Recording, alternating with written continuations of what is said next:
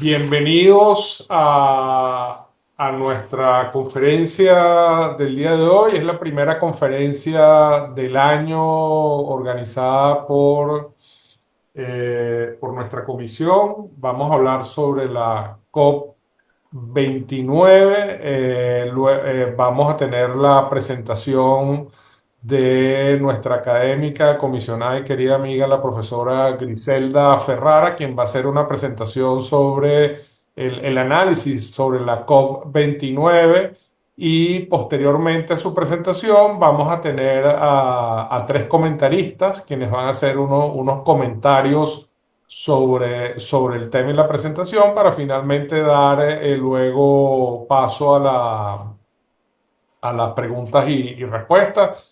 Tenemos previsto algo así como unas 2 horas para esta actividad. Nos parece muy pertinente el tema. Es un tema que consideramos fundamental en el seno de la Comisión de Ambiente, en el seno de las academias y concretamente con la Academia de Ciencias, donde se viene trabajando en la Secretaría Académica de Cambio Climático. Pues también sentimos cercano el tema. Mucho más ahora que cada vez más en las discusiones públicas se discute sobre cambio climático. Por una parte hay como una corriente importante que está tratando de sistematizar la incorporación del cambio climático en decisiones de gestión empresarial, en decisiones de futuro, en decisiones de organización, en revisiones y en análisis de riesgos para todos los elementos de la vida de las naciones. Y por otro lado, pues hay discusiones sobre cómo hacer posible los planes de adaptación, cómo lograr el financiamiento. Esto creo que fue un tema importante en la COP29, pero también está entonces tomando cuerpo pues la desestimación de todas las evidencias y de toda digamos, lo que se ha aprendido y lo que se sabe sobre el cambio climático se está desestimando pues en el mundo político, y estamos enfrentando entonces cosas como el negacionismo climático.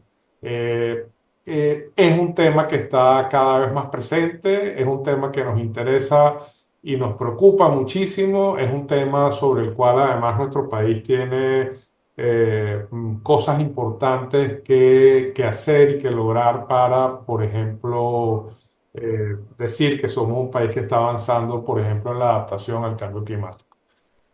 No les quito más tiempo, los dejo con la profesora Griselda y bueno, y seguimos y vamos adelante. Bienvenida, Griselda, y muchas gracias por tu disponibilidad para el día de hoy en esta Muy conferencia. buenos días a todos los asistentes virtuales a esta actividad de la Comisión de Ambiente.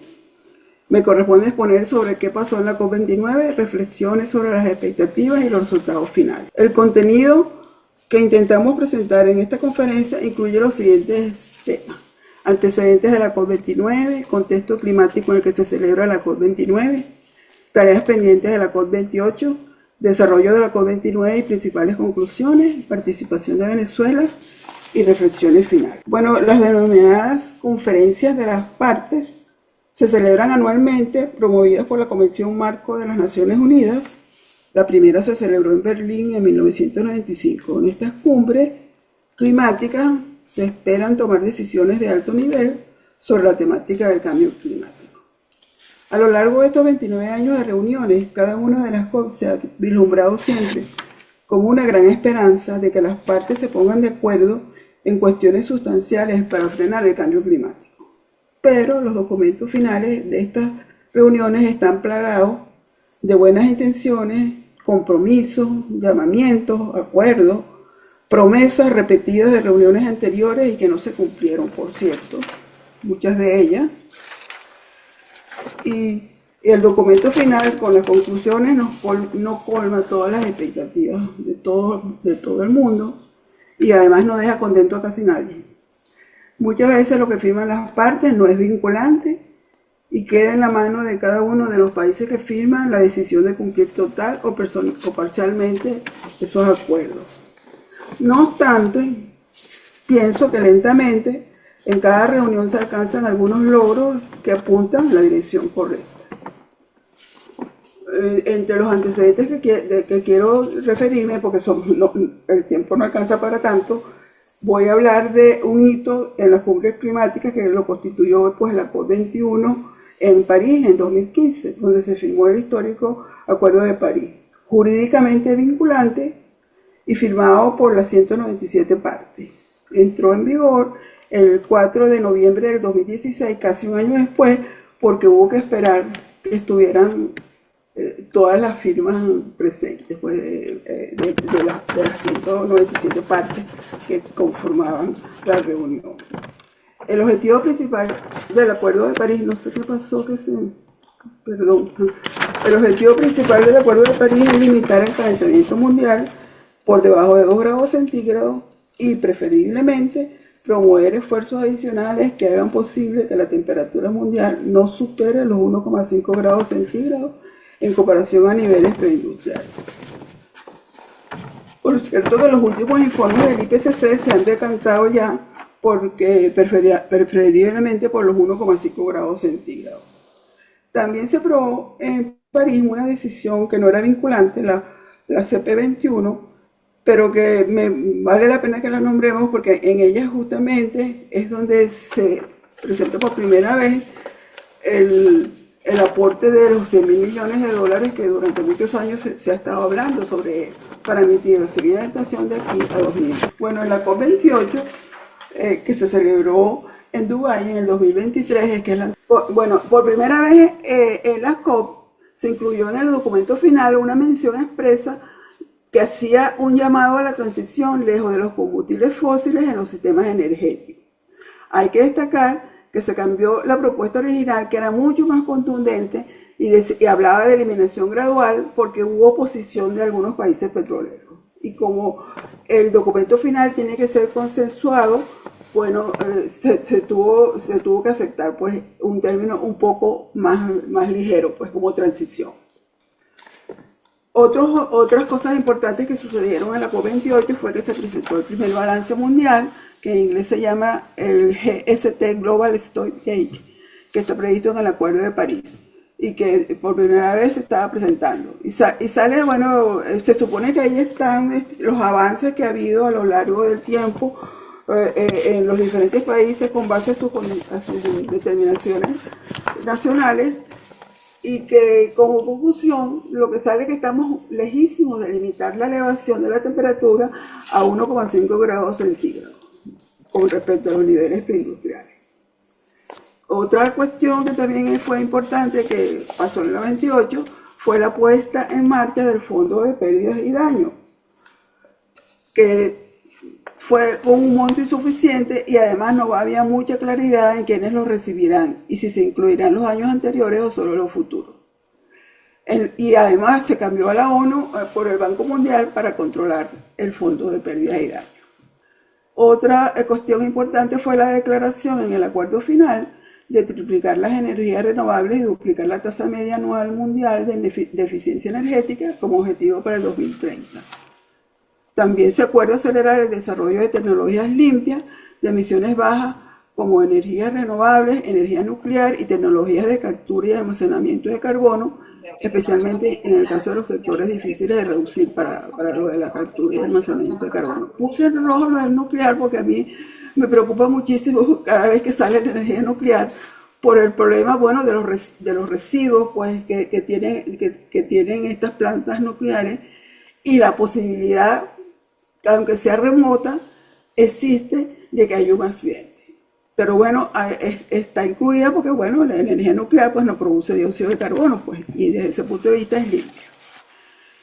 También se consideraron la eliminación de las subvenciones ineficientes a los combustibles fósiles, que bueno, pareciera en primera instancia que es una cosa bastante buena, pero resulta que no quedó claro qué es lo que es una subvención ineficiente. Entonces eso quedó en manos de cada país que haga lo que crea que corresponde pues, a ese término.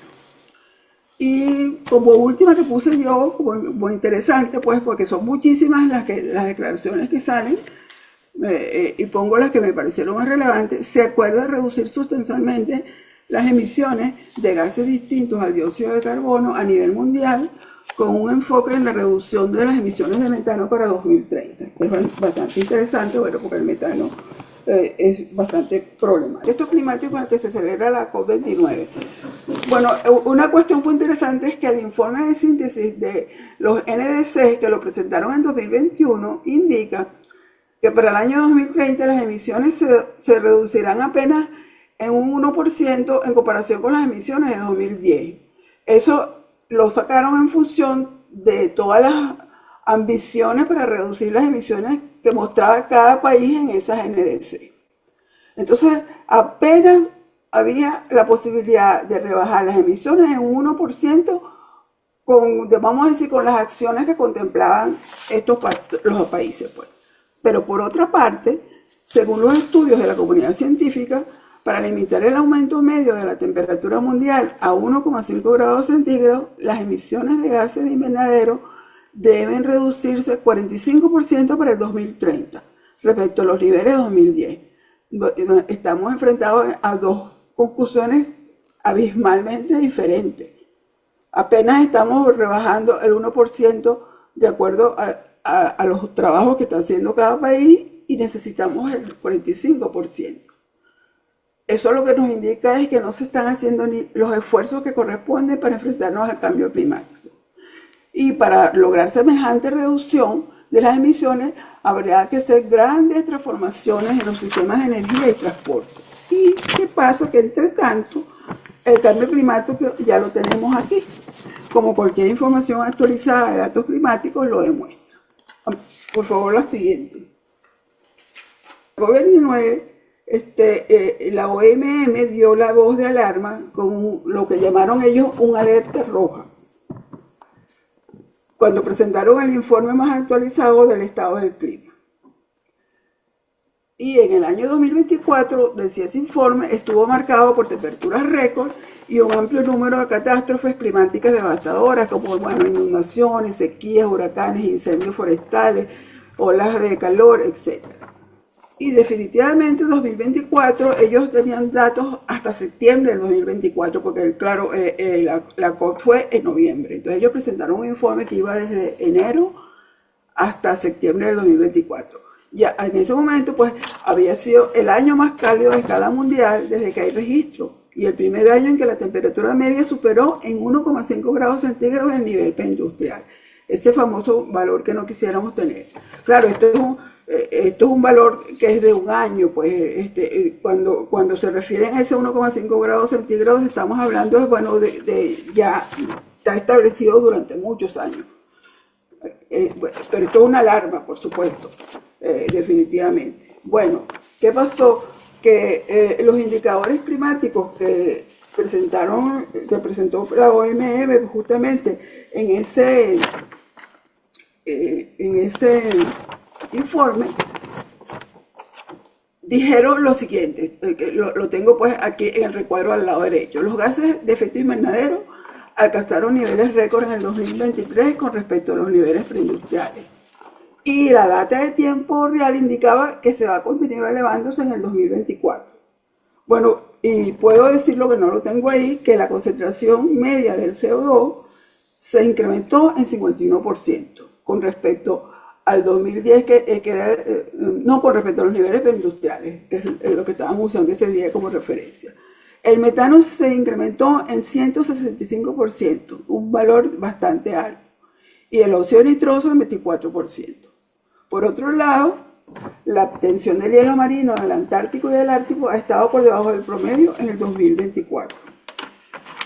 El del Antártico fue la más baja de la que se tiene constancia, de acuerdo con datos satelitales, desde que se está midiendo pues, la extensión pues, del hielo marino por datos satelitales, que llegó en el final del invierno a 1 millón de kilómetros cuadrados al año. Se supone que eso más o menos, para tener una idea, una referencia del tamaño, es el tamaño combinado de Francia y Alemania. La pérdida de los glaciares se está acelerando.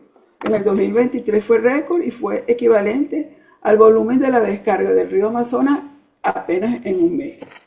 El contenido calórico del océano fue el mayor registrado y los datos muestran que seguirá subiendo en 2024. Entre 2005 y el 2023, el océano ha absorbido de media cerca de 31 millones de teravatios hora de calor cada año. Y eso equivale a 18 veces el consumo de energía mundial en el 2023. Bueno, esto es una mala noticia, porque el cambio de los océanos, a diferencia de otros indicadores, se trata de un cambio irreversible por cientos o miles de años.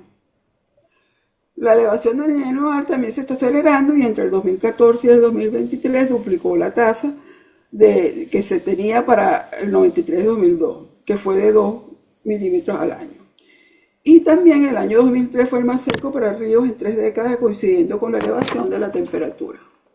Bueno, la siguiente.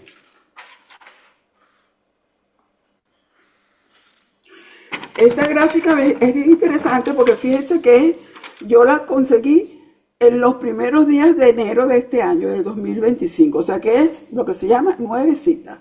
Es del sistema meteorológico de Copérnico, que es el de la Unión Europea. Pero es tan impactante que vale la pena que la vean, pues. Sobre todo la del lado derecho, que es digamos, como más didáctica, pues donde se ve desde 1860 hasta el 2024 cómo ha ido subiendo. Aquí es el incremento de la temperatura global. Y lo que me llama más la atención es la pendiente que tiene desde 1980. O sea que la tasa a la cual está sucediendo este incremento cada vez se está haciendo mayor. Bueno, y también ese informe decía que 2024 se convierte en el primer año de superar de lo que decía el informe de la OMM, en superar los 1,5 grados de calentamiento por encima del nivel perindustrial. Es interesante saber cuáles fueron las tareas que quedaron pendientes de la COP28, porque como en todas las cumbres climáticas se aprueba un texto final como avances y cantidad de compromisos, pero siempre quedan pendientes cuestiones importantes que se discutieron y a las cuales a lo mejor no se pudo llegar a ningún consenso. Y que será tema de discusión pues en las próximas reuniones. Yo puse aquí las que me parecieron las más resaltantes. Las partes tratarán de establecer un nuevo objetivo anual de financiación para contrarrestar la crisis climática y que sustituya al compromiso de 100.000 millones de dólares anuales que se estableció en el 2009. Es la que se denomina la nueva meta global cuantificada. También se va a seguir discutiendo sobre las reglas del mercado global de créditos de carbono, que es un tema que tiene una década discutiéndose y no se había llegado a un finiquito y bueno, tampoco se llegó en la COP28 por diferentes motivos. Y quedó para la 29. También se va a seguir discutiendo sobre las operaciones del Fondo de Daños y Pérdidas, que ya vamos a ver pues qué ha pasado con estas cosas. Y en materia de adaptación se va a incluir el desarrollo de indicadores para medir los avances y establecer metas para la resiliencia y la adaptación. Y en cuanto a transparencia, se considera que los informes bienales de transparencia son esenciales para generar confianza. Y la Plataforma Mundial de Transparencia de Bakú, que es donde se desarrolló la 29, tiene por objetivo ayudar a los países en desarrollo a ajustarse al marco de transparencia reforzado y a digitalizar los informes sobre el clima. Por la siguiente, por favor. Bueno, comenzamos con el desarrollo de la COP29, pues la conferencia 29 de las partes, llamada pues COP29 de la Convención Marco de las Naciones Unidas sobre el Cambio Climático, se celebró en Bakú, Azerbaiyán, del 11 al 22 de noviembre de 2024. Como en anteriores cumbres climáticas, tuvieron que extender el tiempo para negociar el texto final para poder llegar a un acuerdo que fuera satisfactorio para todas las partes. Solo en la madrugada del 24 de noviembre pudo culminarse la negociación. ¿Y por qué? Porque debemos recordar que el acuerdo final se llega por consenso de todas las partes. Eso es una norma que tiene la Comisión Marco, que están tratando de ver si la cambian porque sea por una mayoría, digamos, notable, pero todavía no se ha cambiado. Entonces tiene que ser por consenso. Asistieron más de 60.000 delegados siendo después de la COP28 la que más asistencia ha tenido, y las delegaciones más, digamos, más numerosas fueron, por supuesto, todas las del país anfitrión y Brasil, que será donde será la próxima COP, y también Turquía también tuvieron más de 1000 delegados. Y digamos, una cuestión quizás anecdótica de esto de los asistentes es que se contabilizaron más de 1700 lobistas vamos a decir, del entorno de la industria petrolera, que entran como observadores. Algunos participan también como miembros de algunas delegaciones, qué sé yo, la de Grecia había, etcétera. Y por supuesto, ellos son los que, digamos, tratan de que cualquier cosa que vaya en contra de la industria de los combustibles fósiles, pues salga adelante. También una cosa interesante de la COP29 es que hubo escasa presencia digamos, de presidentes, de primeros ministros, o sea, representantes de alto nivel de los grandes emisores de gases de efecto invernadero. Y eso, por supuesto, ya ponía una atención sobre lo que se podía esperar de esas reuniones.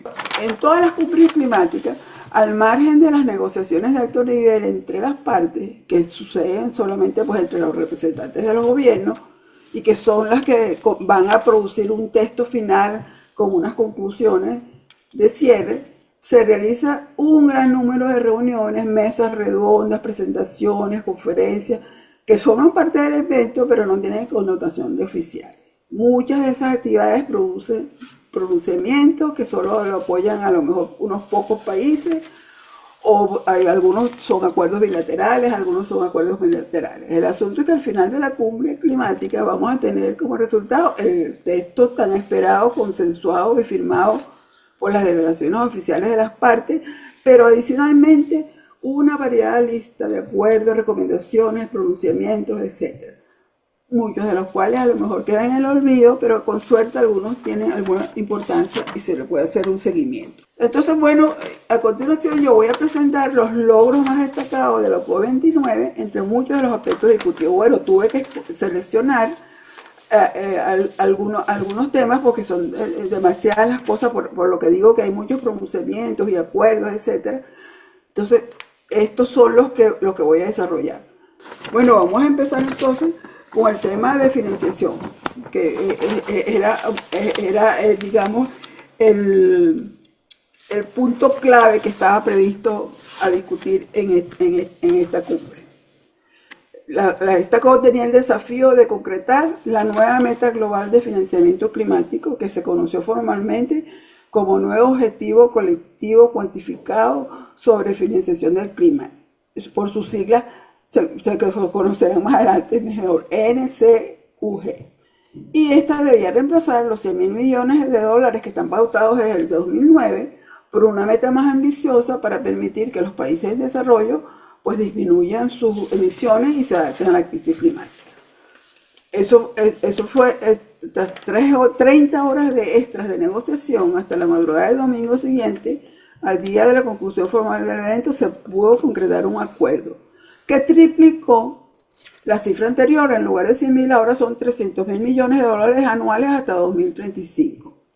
Pero los expertos calculan que se requieren 1,3 billones de dólares, o sea, una cantidad muchísimo más grande, para que los países en desarrollo puedan enfrentar la crisis climática. Por cierto, pues, que esta cantidad es la que reclamaron los países en desarrollo.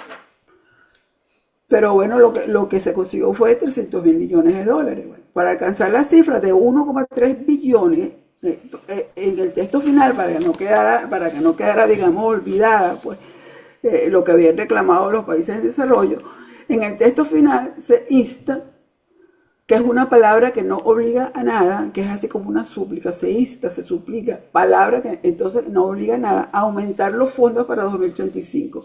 No hay ninguna claridad de cómo se va a lograr esto.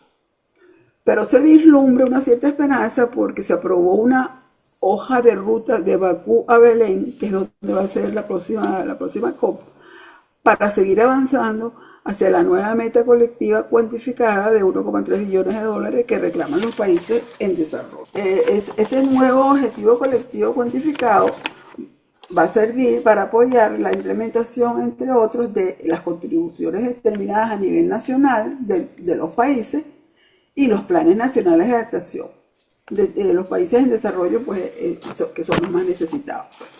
Este acuerdo de financiamiento se produce cuando todos los países deben presentar planes nacionales más sólidos en el 2025. Pues esto que se supone que van a ser los que van a aceptar esos fondos que se acaban de aprobar. Estos nuevos planes climáticos deben abarcar todos los gases de efecto invernadero y todos los sectores para mantener el límite de calentamiento a menos de 1,5 grados centígrados a nuestro alcance.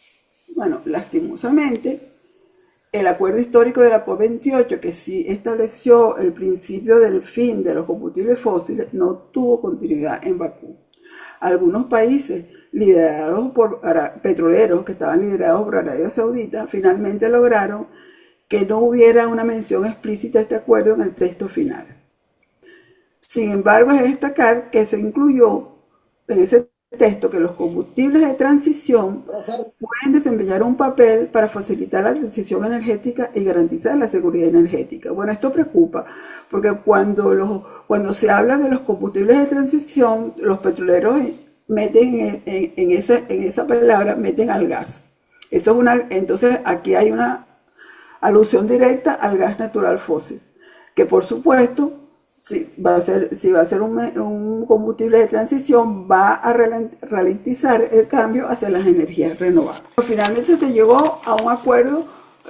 Estamos siguiendo con los temas que yo había puesto en aquella lista.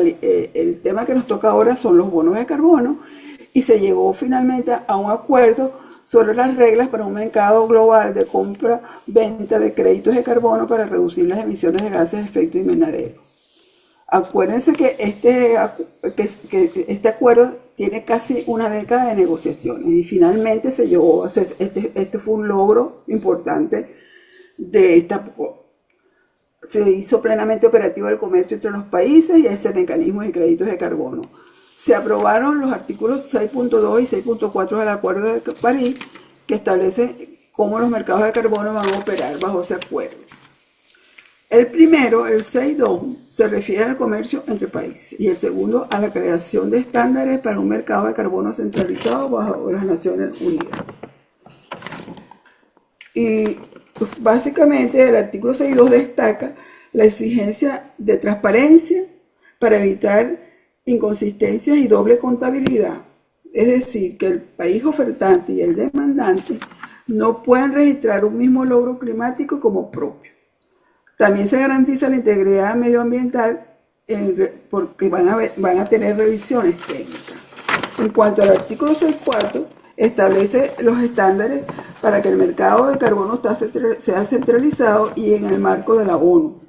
Además, este nuevo mercado, esto es bien interesante, debe ajustarse a normas científicas del IPCC y tener en cuenta los mejores datos científicos del momento en que se esté, digamos, trabajando con estos proyectos de bonos de carbono. También deben informar a la Convención Marco sobre cómo se calculan sus emisiones y cómo garantizan los derechos humanos y laborales en los proyectos. Y también un acuerdo explícito con los pueblos indígenas y las comunidades afectadas. Este fue otro de los avances de la COP29, que fue que se siguió avanzando pues, en el Fondo de Pérdidas de Daño que se creó en la COP27, pero en ese momento había muchos detalles por resolver.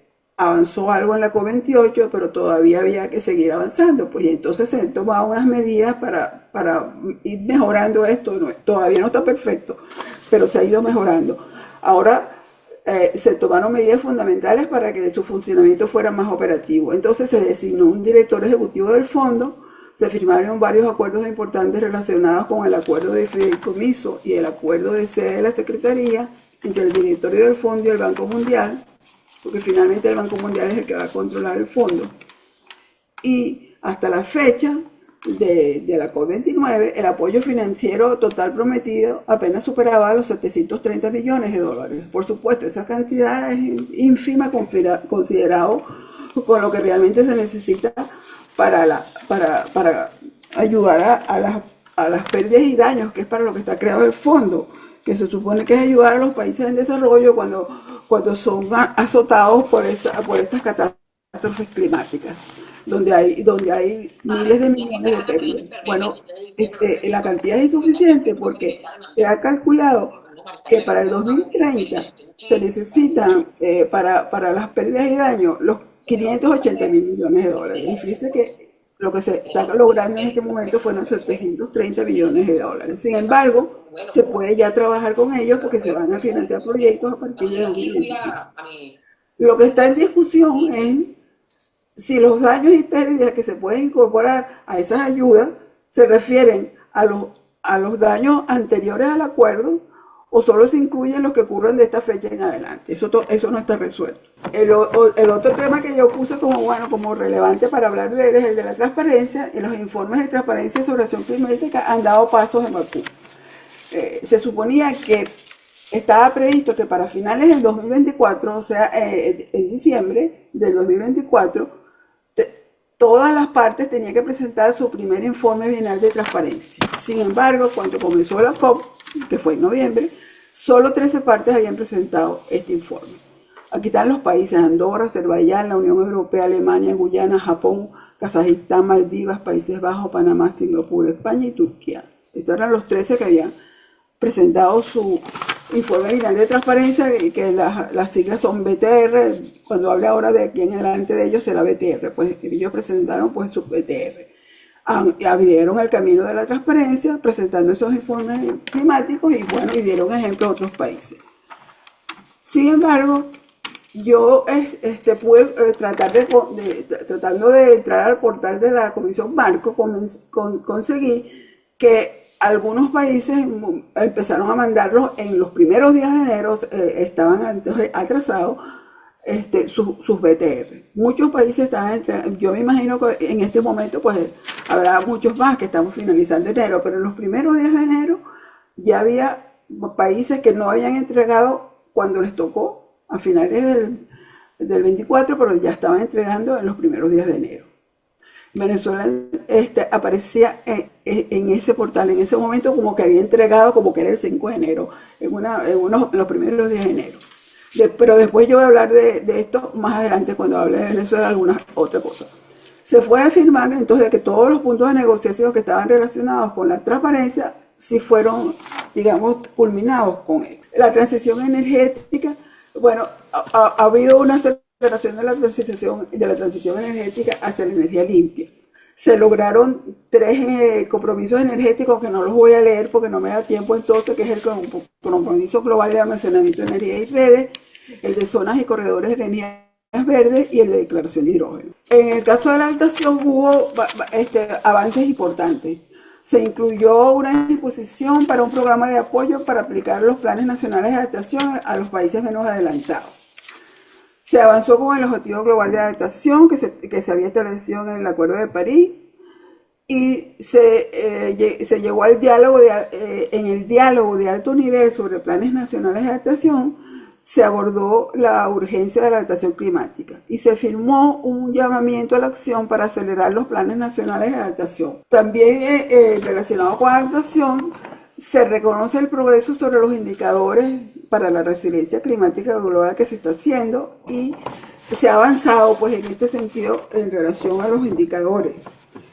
Porque justamente si se quiere comparar entre países las cuestiones de la crisis climática y las acciones que se están haciendo, se necesitan indicadores y no los había. Y ahora estamos avanzando en este sentido, de que se están consiguiendo, digamos, las directrices y los mandatos necesarios para que el trabajo sobre indicadores progrese adecuadamente.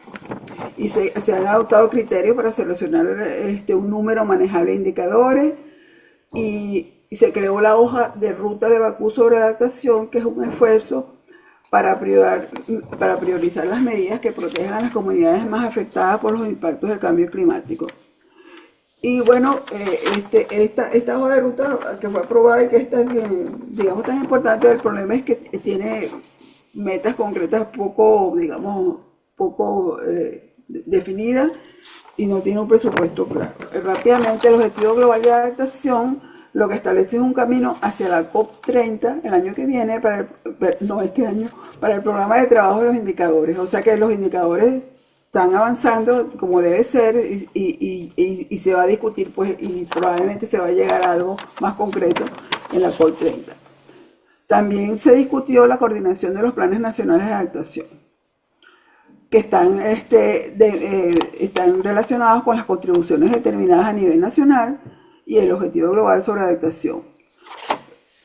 Y entre ellos, para que haya cierta coherencia entre lo que se discute en cada uno de ellos, pues justamente es que se discutió esta coordinación. Se llegó a un acuerdo para elevar la voz de los pueblos indígenas bastante interesante, adoptando lo que se llama el Plan de Trabajo de Bakú, que incluye 3 áreas claves: promover el intercambio de conocimiento, crear capacidad para el compromiso, incorporar diversos valores y sistemas de conocimiento a las políticas de acciones climáticas. Y se renovó un mandato que venía de Katowice, en Polonia, que hubo la COP24, donde se hizo justamente el mandato del grupo de trabajo facilitador, que digamos que lo controlaba la plataforma de comunidades locales y pueblos indígenas. Esos fueron aprobados entonces en reuniones anteriores. La siguiente, pero se tomó en cuenta a las poblaciones indígenas ahora. Bueno, ahora tenemos mitigación, que desgraciadamente, lastimosamente, no hubo grandes avances sobre mitigación. Justamente la COP quedó marcada porque no hubo acuerdos concretos. No se pudo asegurar la puesta en marcha de los acuerdos de Dubái en materia de energía, ni en la reducción de las emisiones, ni en limitar el calentamiento global. ¿Por qué? Porque los intereses de los combustibles fósiles bloquearon cualquier avance real en materia de mitigación y obtuvieron resultados poco ambiciosos. No obstante, bueno, digamos, para hablar de algo positivo, entre las cosas que sí se consiguió positivo fue un llamamiento para disminuir las emisiones de transporte por carretera. Pero bueno, en líneas generales fue bastante negativo lo relativo a la mitigación. Y aunque se presentó un plan de trabajo para aumentar la emisión climática, no incluye referencias al límite de 1,5 grados centígrados ni a la eliminación progresiva de los combustibles fósiles. Ese programa de trabajo justamente de 2024 sobre mitigación, lo que pretendía era incrementar las ambiciones en materia de reducción de emisiones. No se pudo concretar porque no se pudo llegar a un acuerdo, porque hubo bloqueos de la OPEP, el Grupo Africano y China. Bueno, entonces el tema se pospuso hasta junio de 2025, donde se va a trabajar en Bonn, que funciona la Secretaría de la ONU para el Cambio Climático. Bueno, y se hacen reuniones sobre este tipo. Y probablemente llegarán a algo que lo llevarán pues entonces a la COP30. Bueno, entonces ante este panorama tan pesimista como que no se pudo hacer nada en este sentido, ¿qué pasó con el programa de trabajo 2024 de mitigación? Que trató de meterse con un tema mucho más sencillo que las cuestiones, digamos, propuestas en Dubái, y se centró en el tema ciudades, edificios y sistemas urbanos. Bueno, lo que pasa es que en Bakú ha habido un cuestionamiento permanente al compromiso adquirido en la COP28 y algunos países incluso querían dar marcha atrás a esa agenda. Otro de los puntos interesantes que se discutieron en la COP29 fue frenar las emisiones de metano. Bueno, esto es muy interesante porque el metano es un gas de efecto invernadero mucho más poderoso que el dióxido de carbono, aunque sus concentraciones son más bajas, pero ya vimos en una de las láminas anteriores que está aumentando a velocidades, digamos, vertiginosas, porque ha aumentado un 165%, pues, con respecto a los niveles preindustriales. Entonces, bueno, cualquier cosa que se haga para frenar el metano es interesante. En el COP29 se definieron nuevas iniciativas como el compromiso global de metano, el GMP, que se había lanzado en Glasgow en el 2021, y que contempló un compromiso por sus firmantes de reducir las emisiones de metano en un 30% para el 2030. Y también los líderes de ese compromiso hicieron un llamamiento para acelerar los esfuerzos para reducir las emisiones de metano en esta década. También se presentaban avances, lo cual quiere decir que sí se está trabajando en eso del low metano lanzado en la COP22, donde se redujo anualmente al menos 1 millón de toneladas métricas de metano en el sector de los residuos antes de 2030. Se anunció también que hubo un aporte cercano a los 500 millones para subvencionar y reducir el metano, y se supone que se alcanzó finalmente, con eso fue con lo que comenzaron, se llegó a alcanzar hasta 2.000 millones. Y la Comisión Europea, con apoyo de USA, bueno, en ese momento en noviembre pues había otro gobierno, esto cambió, ya el nuevo gobierno pues se salió de todo lo que tenía que ver con el cambio climático, entonces bueno, ya no, ese apoyo pues ya no existe. Pero la Comisión Europea entonces anunció la hoja de ruta de la Asociación para la Reducción de Metano. Y también el Observatorio Internacional de Emisiones de Metano, que es del PERUMA, presentó el sistema de alertas, que es bien interesante para emisiones de metano para la industria del gas y del metano, que detecta fuga y puede informar a los gobiernos. Bueno, y si estos quieren hacer algo, pues ya informados de que la tienen, a lo mejor lo harán. Pero también hay posibilidades de financiamiento. En el último día de la agenda temática, la COP29 lanzó lo que se llama el Diálogo de Bakú, Agua para la Acción Climática. Muy interesante que se tome en cuenta pues el agua, que desde el punto de vista climático, cantidad de desastres tiene que ver pues con el agua, porque una de las cosas que está pasando es que el ciclo del agua se está haciendo errático e impredecible. Entonces, gran parte de los impactos climáticos que tienen que ver con el agua están justamente debido a que está habiendo ese cambio pues, en su ciclo. Por eso que la Organización Meteorológica Mundial fue uno de los impulsores más fuertes de esta agua para la acción climática. Se busca hacer movilizaciones políticas para entregar medidas de adaptación que estén vinculadas con el agua y también proteger ecosistemas acuáticos que se comportan como sumideros de CO2 y por lo tanto son una parte importante de la mitigación. Lo firmaron en principio 50 países, pero está abierto para que lo sigan firmando otros, probablemente sucederá eso, y se comprometen a adoptar enfoques integrados para combatir las causas y los impactos del cambio climático en las cuencas hidrográficas.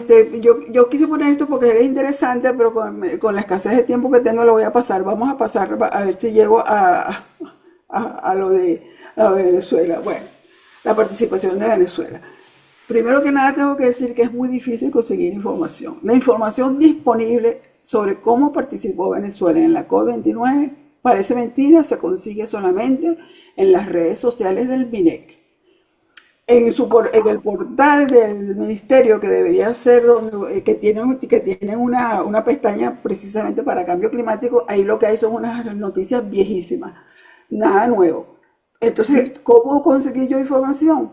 Porque a través del Instagram del MINEC se pudo obtener la siguiente información sobre la participación del ministro de Ecosocialismo, bueno, que era el que dirigía pues la delegación. El ministro participó en el segmento de alto nivel de la COP29, dando parte ante el mundo de las acciones para combatir la crisis climática que hace Venezuela, y entregó los siguientes documentos. El primer informe bienal de transparencia, el BTR, acompañado de la tercera comunicación nacional sobre cambio climático y del inventario nacional de gases de efecto invernadero. Pero lo entregó, aparentemente lo entregó en físico. Participó en la segunda mesa redonda ministerial de alto nivel sobre transición justa, con una conferencia donde presentó propuestas. Participó en la plenaria de cierre de los órganos subsidiarios de asesoramiento científico-tecnológico con una conferencia. Y se reunió con el director general de la Alianza Solar Internacional, porque Venezuela es signatario de un acuerdo sobre establecimiento de esa alianza desde el 2017. Y lo interesante de esto es que el ministro informó sobre el desarrollo de proyectos fotovoltaicos con el objetivo de alcanzar el 30% de la generación nacional, cuestión que me parece bien interesante si en realidad se pudiera concretar. Por otras fuentes, que no es el Instagram, pude obtener información sobre algunos compromisos del país en eventos paralelos. Venezuela firmó, junto con 58 países, el Compromiso Mundial de Almacenamiento y Redes de Energía, que va a implementar un objetivo muy ambicioso que triplicará las energías renovables que se acordó en la COP28 y que va a desplegar 1.500 gigavatios de almacenamiento de energía y duplicará inversiones en redes globales y desarrollará 25 millones de kilómetros de infraestructura de red para el 2030. También Venezuela firmó la declaración COP29 sobre la intensificación de la acción climática en el turismo. Yo estoy segura que debe haber firmado muchas declaraciones más, pero bueno, no están disponibles en ninguna de los sitios lógicos donde uno debería conseguirlo, pues, que son los portales pues, del ministerio. Como una de las noticias más resaltantes de la participación de Venezuela en la COP29 la constituye que consignó durante esa cumbre climática su primer informe bienal de transparencia, que es una buena noticia porque nos permite al fin tener datos necesarios. Se supone que está acompañado de la tercera comunicación nacional y del inventario y que lo entregaron, pero bueno, en algún momento a lo mejor estará disponible para que nosotros podamos, digamos, tener acceso a ello. Pero yo pude descargar el BTR del portal de la Comisión Marco. No pude descargar porque no estaba, pues, ni la tercera comunicación nacional ni el INGEI. Pero entonces, en el BTR aparece un resumen de algunas cosas que es interesante que se las diga. En el capítulo 1 del BTR, que está conformado por cuatro capítulos, que por cierto, el documento es bastante largo porque tiene más de 300 páginas, pero el capítulo 1 apenas tiene 9 páginas. Es un breve informe sobre el inventario nacional de las fuentes y sumideros antropógenos de gases de efecto invernadero. Y se logra un inventario de fuentes y sumideros para el periodo 1990-2022. Pues yo me imagino, pues, porque como están presentando también un informe nacional de gases de efecto invernadero, bueno, que en ese sí estará, pues, todo el detalle, pues, de este inventario. Pero, sin embargo, ya aquí hay unos datos que son bien interesantes. En el capítulo 2, que aunque el nombre no tiene nada que ver con lo que contempla, sí tiene algo que es interesantísimo, que es la descripción de la contribución determinada nacional de nuestro país. Que sabemos que la última versión es del 2021, ellos están obligados a entregar uno para el 2025 supuestamente. Aparecen los progresos de las acciones y de las medidas previstas con bastante detalle para 17 sectores y áreas prioritarias en adaptación y 6 sectores de mitigación. Eso sí está muy bien detallado, a diferencia del capítulo 1 que es muy escaso.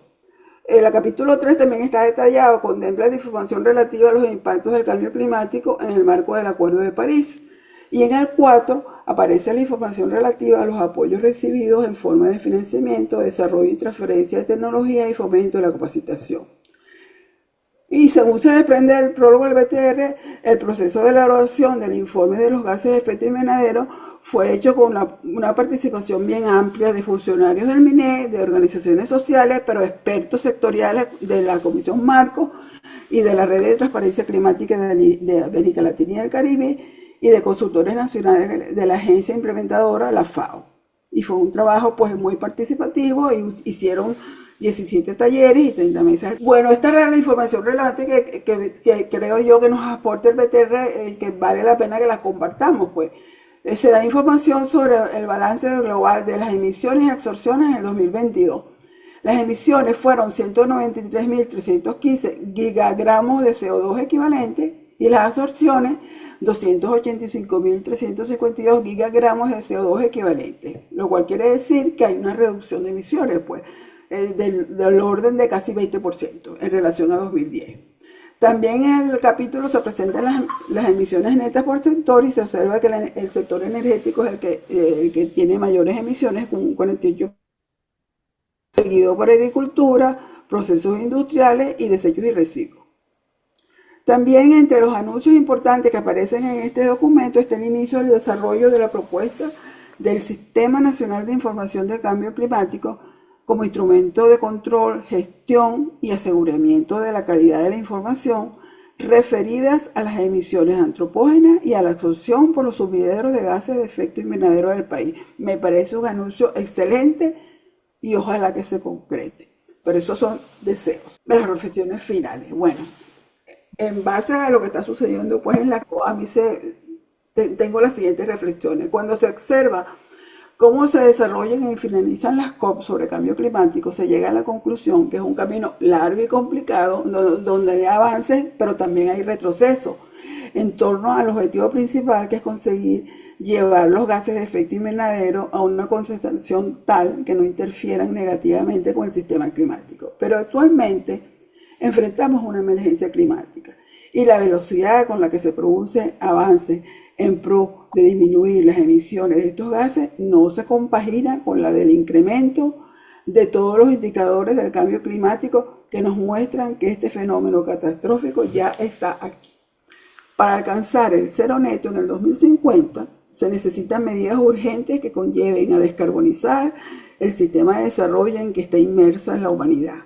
Y es imperativo que en las próximas COP la voluntad política de los principales países emisores cambie hacia ese desiderato. Esto es una tarea difícil, cuando los grandes productores de combustibles fósiles ejercen su poderío. Pero aquellos tomadores de decisiones que ya han interiorizado la emergencia, y se siente que los hay entre los países desarrollados, que son los grandes emisores, tienen que presionar para que las negociaciones en las próximas cumbres climáticas culminen en un avance sustancial hacia la disminución del uso de los combustibles fósiles. Muchas gracias por su atención. Muchas gracias, doctora académica Ferrara, por su presentación, por esa nutrida y actualizada información sobre los resultados de la COP y que nos invita de muchas maneras a reflexionar, sobre todo en su última parte, en lo que se refiere a lo que el país presentó y a lo que el país llevó a la COP y que todavía no la conocemos, como usted bien dijo, del todo. Quiero recordar la necesidad de que vayan formulando sus preguntas o sus comentarios en el chat, de manera que podamos ganar tiempo y organizarla para la sesión de preguntas y respuestas. A continuación, tendremos las intervenciones de nuestros invitados comentaristas, sobre los cuales tenemos tres. El primero de ellos es nuestro amigo, el doctor Juan Carlos Sánchez. Cada uno de ustedes tendrán aproximadamente entre 15 y 20 minutos máximo para poder terminar sobre la hora prevista. El doctor Juan Carlos Sánchez, como todos saben, es miembro de la Comisión de Energía de la Academia de Ingeniería y Hábitat, ingeniero industrial, especializado en química industrial y doctor en química ambiental, consultor ambiental de empresa industrial y institución. Es profesor jubilado de la Facultad de Ingeniería de la UCB, coganador del Premio Nobel de la Paz 2007, como sabemos, con el panel intergubernamental de expertos. Trabajó durante 21 años en PDVSA y coordinó todos los esfuerzos para la eliminación del contaminante plomo en la gasolina. Por más de una década asesoró al gobierno en foros ambientales internacionales. Es colaborador del grupo de trabajo 3 sobre mitigación del cambio climático en Venezuela y en el primer reporte académico de cambio climático publicado por la Secretaría de Cambio Climático de la Academia de Ciencias Físicas, Matemáticas y Naturales, y es considerado pues uno de los profesionales con mayor conocimiento y carrera en el cambio climático en el país. Con ustedes, el doctor Juan Carlos Sánchez. Muchas gracias y un cordial saludo a todos los que están conectados en este momento. Bueno, estoy un poco afónico por una gripe fuerte, pero vamos a hacer lo posible para que salga bien. Voy a permitirme apagar mi cámara porque para asegurar la señal, sobre todo, ¿no? Y me interesa más que me escuchen y no tanto que me vean.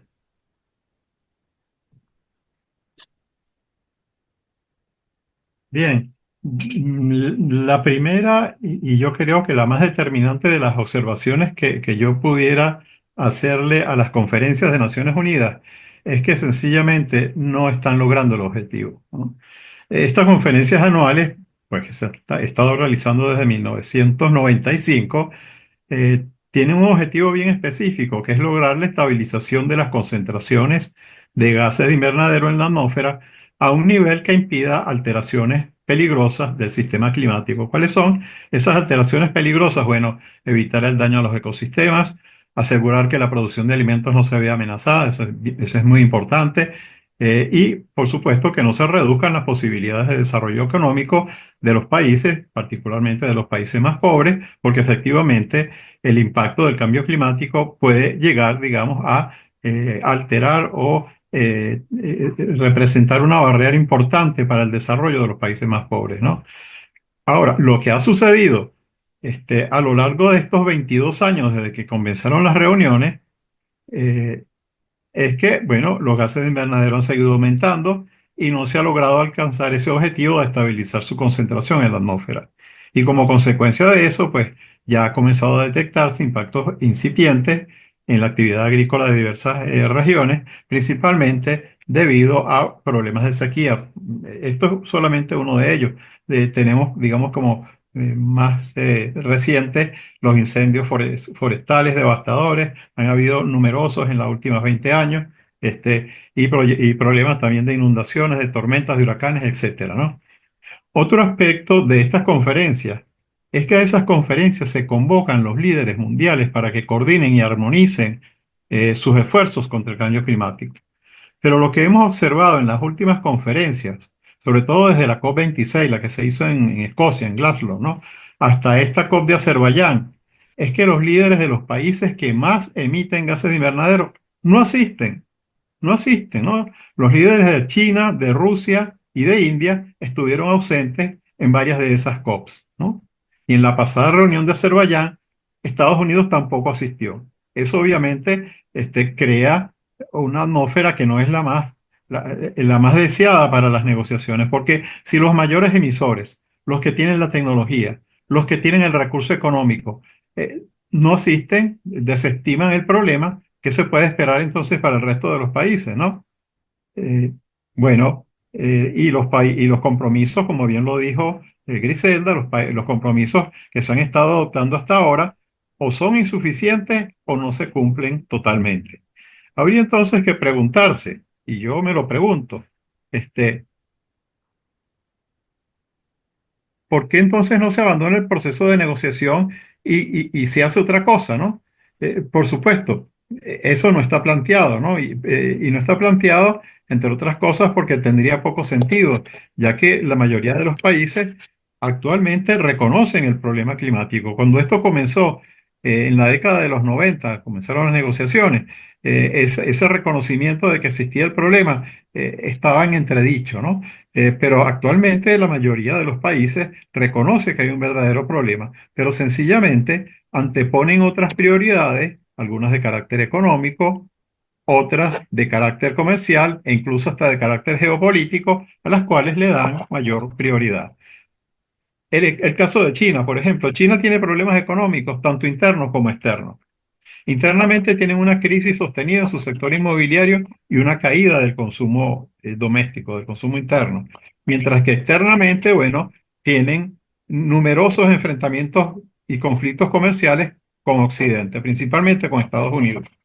Para China, entonces, este problema económico es más prioritario y aunque es un país que domina mundialmente el desarrollo y el negocio de las tecnologías de energía renovable, y además posee y de lejos las mayores reservas de los minerales que se requieren para fabricar esas tecnologías renovables, es decir, los paneles solares, los aerogeneradores, las baterías de los carros eléctricos, etcétera, al mismo tiempo tienen una dependencia del carbón y del petróleo que es tan grande, que su despliegue actual de renovables todavía no incide significativamente en la reducción de sus emisiones. Tienen que acelerar, tienen que ir más rápido si de verdad quieren tener una incidencia en la reducción de las emisiones. En los Estados Unidos, por su parte, bueno, no hay una política climática estable. Es una política que oscila hacia los extremos dependiendo si gobiernan los republicanos o si gobiernan los demócratas, ¿no? Lo estamos viendo actualmente. Y además, un cambio rápido hacia las energías renovables en Estados Unidos podría crearles un problema de dependencia de esos minerales estratégicos que están mayoritariamente en manos de China, ¿no? Por lo cual, entonces, una transición energética rápida en los Estados Unidos es poco atractivo, ¿no? Ellos están buscando otras alternativas energéticas, tecnológicas, pero por el momento no se vislumbra nada en el corto plazo. En cuanto a Rusia, bueno, la prioridad de Rusia en este momento todos sabemos cuál es y no es precisamente la del clima. Y la India, aunque afirma que tiene mucho interés en desarrollar las renovables y ha invertido mucho en energía, sobre todo solar, su prioridad ante todo es atender la pobreza interna, ¿no?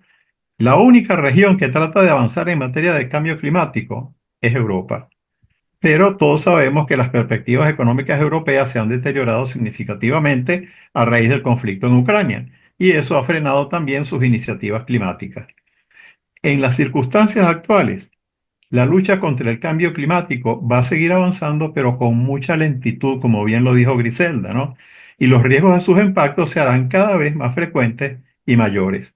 Va a ser extremadamente difícil lograr el cumplimiento de esas metas del Acuerdo de París de reducir en un 45% las emisiones para el año 2030 y de alcanzar la neutralidad carbono o de las emisiones para el año 2050. Todo eso conduce, miren, a un pronóstico de aumento de la temperatura media mundial de 3 grados centígrados o más para la segunda mitad del presente siglo. Y eso es sencillamente muy, muy preocupante por los impactos que va a desencadenar. Ante esa situación, yo creo que es válido preguntarse, ¿qué tan preocupado está el mundo de hoy con respecto al cambio climático? Esa es una pregunta que con frecuencia surge en el Foro Económico Mundial de Davos, ¿no? Y bueno, resulta que hay una encuesta muy interesante que fue realizada en agosto pasado, en agosto del 2024, a 24.000 personas de 30 países desarrollados y en desarrollo, que representan 2/3 de la población mundial. Y esa encuesta reveló que el cambio climático efectivamente continúa siendo una preocupación mundial, pero no es la mayor preocupación actual. La mayor preocupación actual en la mayoría de los países es el costo de vida. ¿No? Y además, dice esta encuesta que el clima es una preocupación que ha venido disminuyendo en los 3 últimos años, ¿no? O sea que porcentualmente se le ha dado menos importancia a la preocupación por el cambio climático. Eso de verdad que para mí es un resultado asombroso porque precisamente en este momento en que comienzan a manifestarse, digamos que los impactos más intensos del cambio climático, pues entonces la humanidad está perdiendo interés en el tema, ¿no? De verdad que es un resultado que no deja de ser sorprendente, ¿no? Eh, ante pues los resultados cada vez más evidentes de que el problema se está acelerando, ¿no? Pudiera ser que ese resultado significa que se está generando una habituación gradual al riesgo del clima. Es decir, que nos estamos acostumbrando al riesgo, lo cual por supuesto que es peligroso, ¿no? O bien se trata pues de una relativización. Es decir, eh, que hay más preocupación por las tensiones geopolíticas en Ucrania, en el Medio Oriente, etcétera, ¿no? Y sin duda asegurar la paz es muy importante y urgente, pero la estabilidad del clima no es menos importante. Otro aspecto que abordó esa encuesta es qué tan determinante ha sido el escepticismo o el negacionismo del cambio climático, ¿no? Bueno, según la encuesta, si bien el cambio climático es una realidad que reconoce la mayoría de la población mundial, que está ocurriendo, 1/3 de la población sigue siendo escéptica al clima. 1/3, eso es altísimo, ¿no? Es decir, que se sigue cuestionando la existencia del cambio climático o que hay dudas de que las actividades humanas sean la principal causa de la alteración del clima. Buena parte de ese escepticismo, todos sabemos a qué se debe. Se debe a las noticias falsas, a los fake news, ¿no? Fake news sobre el clima. Esas fake news, las fake news que más circulan en las redes sociales son dos, ¿no? Una de esas fake news es que se minimiza o que los científicos están minimizando la influencia de la radiación solar en el calentamiento global. En Venezuela tuvimos algunas voces que se hicieron eco de esto, ¿no? Diciendo, no, mira, eso no son ninguna emisiones, eso son las tormentas solares, etcétera, ¿no? Eso, por supuesto, es absolutamente falso y ha sido refutado ampliamente por el mundo de la ciencia. Y el segundo fake news que más circula en las redes sociales es que un aumento de 2 a 3 grados centígrados en la temperatura media mundial no tendrá ninguna consecuencia grave para las vidas de las personas, ¿no? Y esa es una falsedad peligrosa también, porque desestima los impactos que vendrán sobre la agricultura, sobre los ecosistemas y sobre la economía de los países. Desafortunadamente, esos fake news continúan incidiendo en la opinión pública y en los últimos años se está observando una especie de aumento del escepticismo climático promovido entonces por esos sembradores de dudas en las redes sociales y en los medios de comunicación que lo hacen principalmente para llamar la atención, para que, yo no sé, para conseguir más likes, ¿no? O porque sencillamente tienen intereses ocultos, ¿no? Hay un tercer aspecto y último aspecto de la encuesta a la que quiero referirme, que me parece que es muy reveladora, ¿no? Que se consultó a la opinión pública de estos países quienes deberían asumir la mayor responsabilidad de actuación en favor del clima. ¿Deben ser los gobiernos? ¿Deben ser los consumidores o deben ser las empresas? Esa fue la pregunta, ¿no? Y según la encuesta a escala global, el 70% de la opinión pública señala que su gobierno es el primer actor y como tal tiene el deber de actuar primero en favor del clima. Luego se sitúan los propios consumidores y por último, es decir, el que tiene menos responsabilidad serían las empresas, ¿no? Yo creo que ese es un resultado que no tiene muy en cuenta que las empresas, que muchas veces son percibidas como un obstáculo, como que toman decisiones que tratan, digamos, de evitar cualquier medida en favor del clima que sea, digamos, que no vaya en línea con sus objetivos empresariales, y que se ve como un obstáculo, pero más allá de eso, es un actor clave de la transición energética y más aún en el contexto actual en el que existen divergencias con respecto a este tema en la opinión pública y entre los políticos. Es un actor clave porque la empresa es el único actor capaz de establecer políticas de largo plazo, ¿no? Es decir, que las empresas son las que pueden establecer estrategias y compromisos más duraderos que las decisiones políticas que con frecuencia cambian cuando cambian los gobiernos, ¿no?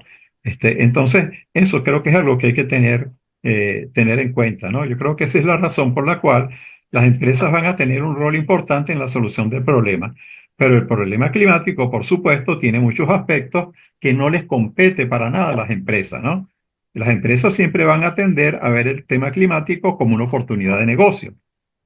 Y si las empresas pueden ingeniárselas para fabricar un bien de consumo o prestar un servicio generando bajas emisiones de gases de invernadero, pues harán de eso una ventaja competitiva. Pero muchas decisiones de consumo no están en manos de las empresas, porque depende de las políticas que asuman los gobiernos en primera instancia y por supuesto también de las decisiones que asuman los propios consumidores, sin duda alguna. Ahora, el gobierno es el que decide las políticas energéticas, las políticas agrícolas, las políticas de desarrollo industrial, las políticas de movilidad, de explotación de materias primas, etcétera. Y en consecuencia, el gobierno es el responsable de las emisiones de gases que se generen producto de esas políticas, porque son las que están promoviendo esas iniciativas y esas actividades que van a generar gases de invernadero. Por supuesto, el deber de todo gobierno es consultar tanto a los productores como a los consumidores a la hora de adoptar esas políticas. Pero eso muchas veces, yo diría que la mayoría de las veces, no se hace. Y esto es más que nunca necesario en el caso de las políticas climáticas porque es un tema sin duda bastante complejo. A lo que me refiero es que la transición energética tiene unas dimensiones monumentales. Miren, hay que considerar cómo desmantelar el sistema energético fósil existente, es decir, cómo sacar la energía fósil de las industrias, de los vehículos, de los edificios, es decir, las normas de construcción, etcétera, ¿no? Y también, al mismo tiempo, cómo poner en marcha ese nuevo sistema energético renovable sin que ocasione problemas. Entonces, los políticos, es decir, los gobiernos tienen que decidir cuántas inversiones tienen que hacerse en fuentes renovables, cuántas tienen que hacerse en eficiencia energética, cuántas en infraestructura de transmisión y distribución de energía eléctrica, y en todo ello tienen que tener en consideración el papel de las tecnologías emergentes. No es sencillo, ¿no? Y al mismo tiempo que se hacen esos esfuerzos o esas transformaciones, los gobiernos están en la obligación de convencer a la gente de que todo ese esfuerzo va realmente a solventar el problema climático y también que se está optando por las soluciones que van a asegurar la accesibilidad de la energía para todo el mundo, ¿no? El riesgo aquí, como yo lo veo, es que si se trata de un problema que parece demasiado grande y demasiado complejo, los gobiernos tienden a hacer el problema a un lado y buscar que sean otros los responsables. Y eso es en parte lo que también está pasando actualmente y que, digamos que, frena el avance de la lucha contra el cambio climático. En cuanto a los consumidores, retomo de nuevo la encuesta. La encuesta dice que los consumidores sienten que ya están haciendo mucho. 45% de los consumidores no están dispuestos a cambiar o adoptar un estilo de vida distinto para minimizar el cambio climático. Eso habría que verlo con mucho cuidado porque, claro, si no me afecta todavía, entonces ¿para qué voy a cambiar, no? Pero hay que tener, digamos, una visión de más largo plazo, ¿no? 34% opina que la solución debería provenir más bien del progreso científico y tecnológico, que la tecnología nos salve, ¿no? Y 21% opina que es un problema con el que no se puede hacer nada porque sencillamente no tiene solución. Esos fueron los resultados de la encuesta, ¿no? Que me parece que son sumamente reveladores, ¿no? En cuanto a los cambios de estilo de vida, ¿no? Los cambios de estilo de vida que fueron consultados en la encuesta, los consumidores dicen que sí, que están dispuestos, lo que más aceptarían es a consumir alimentos locales y menos alimentos importados. Por supuesto, eso reduce las emisiones del transporte internacional y también están más dispuestos a limitar el uso de aire acondicionado o el uso de la calefacción. Ahora, no están muy inclinados a reducir el uso del vehículo propio, los que lo tienen, no están muy de acuerdo en reducir el consumo de carne, no están de acuerdo en comprar productos importados habiendo opciones locales. Es decir, favorecen, digamos, más la calidad y no la proveniencia del producto, y tampoco están de acuerdo en comprar productos usados en lugar de productos nuevos, ¿no? Eso, pues, particularmente es válido en el caso de la ropa y de los electrodomésticos. Y lo que sí verdaderamente están totalmente negados a aceptar es a usar el transporte público que tiene su carro o a preferir trasladarse en biblioteca perdón, en bicicleta.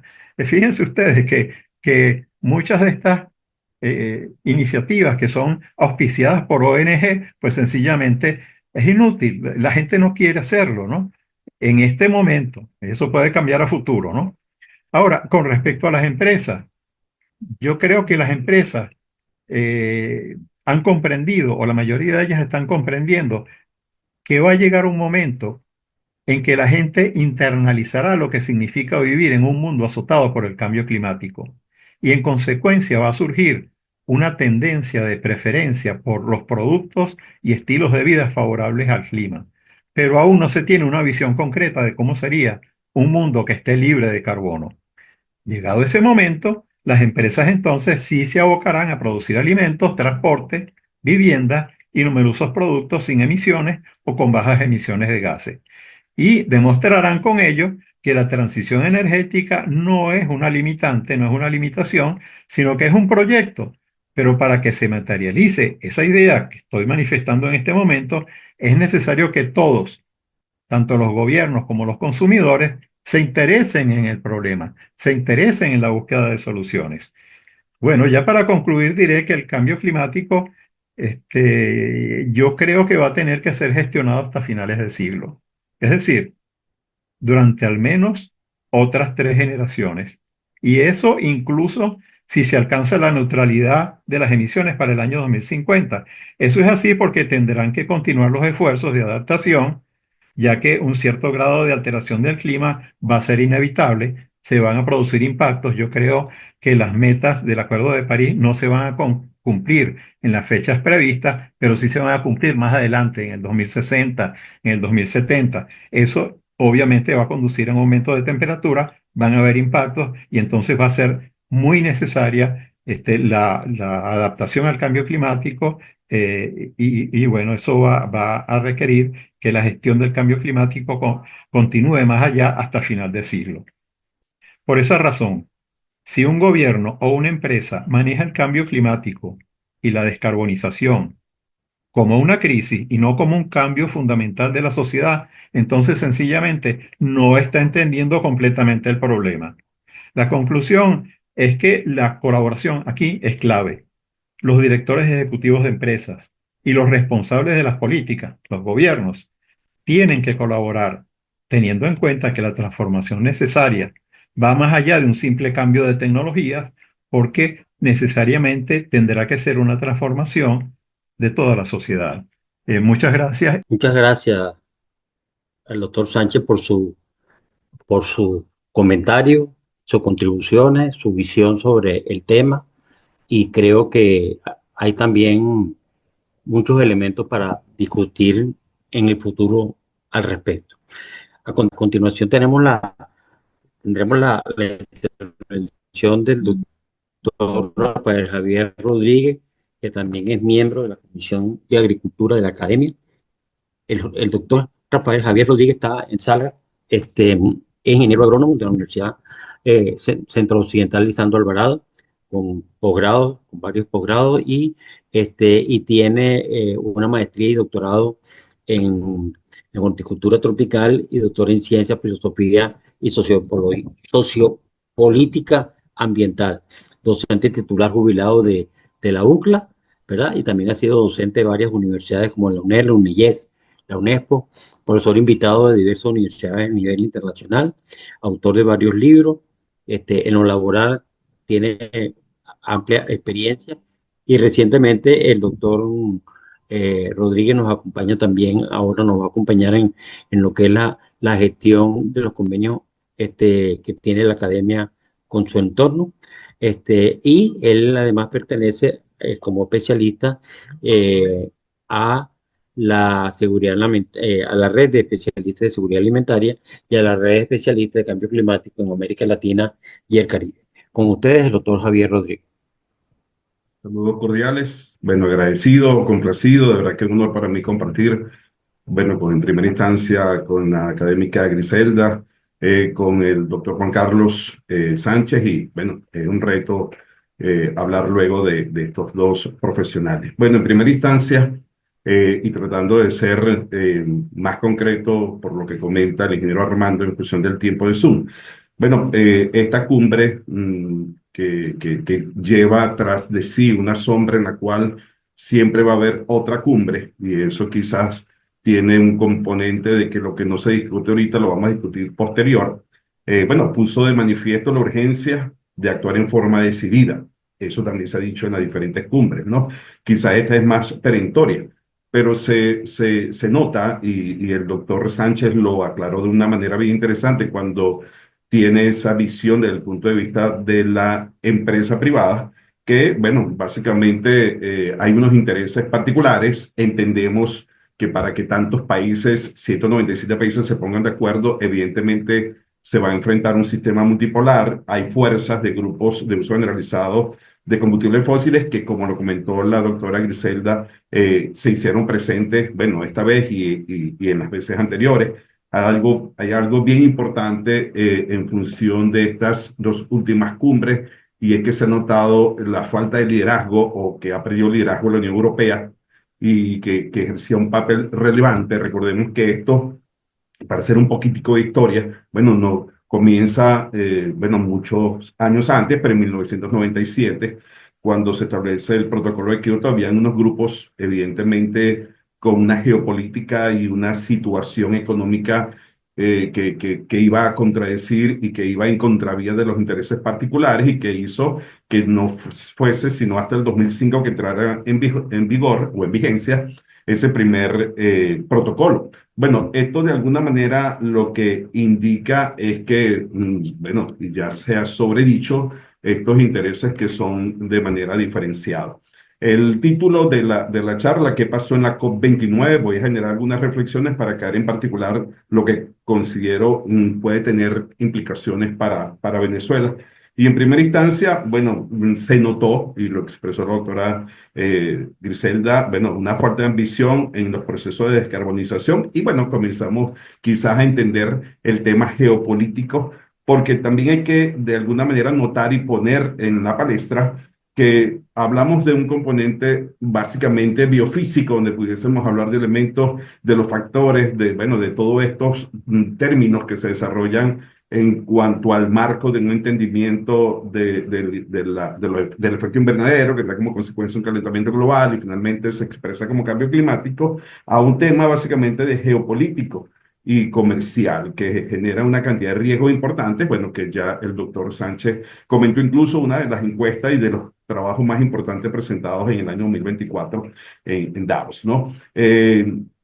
A esta cumbre se le llamó Cumbre de la Finanza. Evidentemente es un tema importantísimo porque, bueno, los países emergentes, en vías de desarrollo, subdesarrollados, de alguna manera exigen un tema que pueda ser un paliativo y otros dicen que puede ser justo, que tiene que ver con este financiamiento climático que no se termina de consolidar y que, bueno, ya se ha evidenciado que no es suficiente en función de lo que existía. Bueno, se hace un llamado a la transición, asumo que no se le da el nombre realmente importante, entendiendo la causa y el origen de lo que realmente es el problema. Bueno, se establecen unos informes importantes como esos informes que son mundiales y de alguna manera marcado en lo que se denomina el balance mundial. Considero importante resaltar, porque creo que para Venezuela, por ejemplo, sigue siendo extremadamente importante, para Venezuela y los países de América Latina y el Caribe, sobre todo insulares, el tema de la metodología de pérdidas y daños y el fondo asociado a pérdidas y daños para realmente utilizarlo como un mecanismo de compensación o un mecanismo paliatorio que de alguna manera cumpla lo que se quería y no lo que en este momento se termina de entender. Hay algo bien importante que tiene que ver con los gases de efecto invernadero, ya entrando en temas realmente técnicos. Bueno, se habla de reducir para un 45% al 2030. Estamos en el 2025. La doctora Griselda lo expresó, lo explicó muy bien. Actualmente solamente el 1% se ha reducido. Es decir, la brecha es bastante amplia. Se necesitan, que normalmente no se hablen unas transformaciones importantes en cuanto a energía y transporte, pero el tema de la energía realmente termina siendo fundamental porque eso depende de la economía de muchos países. Considero importante la presencia técnica porque muy bien como lo dice el doctor Juan Carlos Sánchez, bueno, van muchos negociadores, pero no todos estos negociadores, evidentemente detrás hay un grupo técnico, pero no todos estos negociadores conocen aspectos rudimentarios básicamente del tema de meteorología y climatología y considero importante que acá voy a la presencia de la Organización Meteorológica Mundial, donde expresó el alerta roja. Y bueno, el estado del clima 2023-2024 creo que ya se ha empoderado a nivel de muchas de la sociedad esta situación de alteración de la temperatura. Sin embargo, también recalco algo expresado por el doctor Sánchez en cuanto a lo que la gente piensa, evidenciado en estas encuestas, que básicamente en Europa se trabaja mucho a través de los eurobarómetros y que nosotros acá en América Latina, bueno, en toda parte del mundo, pero quizás en América Latina, que no tenemos eurobarómetros, trabajamos con representaciones sociales. Y aquí considero yo un escollo a superar tanto de la sociedad, tanto de los investigadores, tanto de los tomadores de decisión, que básicamente es cómo entiende cada uno de nosotros lo que realmente tiene que ver con el cambio climático, lo que es adaptación, la mitigación, bueno, los componentes, la vulnerabilidad, los conceptos implícitos en lo que termina siendo riesgo, es algo realmente necesario, importante para dilucidar. Considero importante, y me voy a ser quizás bien concreto en el tema del metano. El tema del metano para el mundo quizás es opacado por el tema o por el dióxido de carbono. Mucho más opacados están, por supuesto, el hexafluoruro de azufre, los hidrofluorocarbonos, los trifluoruros de nitrógeno, el óxido nitroso, que quizás no tienen esa visibilidad para actuar frente a ellos o ante ellos en función de nuestras actividades propias que podemos hacer como agricultores, que podemos hacer como tomadores de decisión a nivel de empresas o básicamente desde el punto de vista energético, ¿no? Y esto termina siendo importante porque vi bueno, hemos leído y nos corroboró nuestra académica que presentó esa actuación sobre el metano, porque el metano también tiene unas connotaciones importantes. Recordemos que el metano es precursor del ozono tropoférico y el ozono que realmente es saludable para nosotros es el estratosférico. El tropoférico tiene unas connotaciones realmente perjudiciales, incluso para la producción agrícola.